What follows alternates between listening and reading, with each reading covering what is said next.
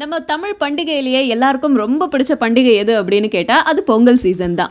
ஏன்னா பொங்கலுக்கு மட்டும்தான் தொடர்ந்து 4 நாட்கள் லீவ் விடுவாங்க. இன்னும் அதிர்ஷ்டம் இருந்ததுனாக்கா சாட்டர்டே சண்டேன்னு சேர்த்து ஒரு 6 நாட்கள் கிட்டத்தட்ட ஒரு 10 நாட்கள் வரைக்கும் லீவ் கிடைக்கும். ஸோ அந்த மாதிரி சீசன்ல தான் திரையுலகத்தை சேர்ந்தவங்க புது திரைப்படங்கள் வெளியிட விரும்புவாங்க.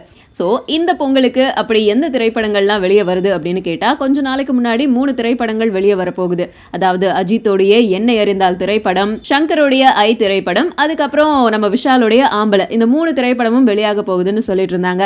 பட் இப்போ அந்த ரேஸ்ல இன்னும் 2 படங்கள் வந்து கூட ஜாயின் பண்ணிருக்கு. இதுல முக்கியமான ஒரு விஷயம் என்ன அப்படின்னு கேட்டா இந்த 5 திரைப்படங்கள்லயும் 3 திரைப்படங்கள் போலீஸ் சம்பந்தப்பட்ட கதை.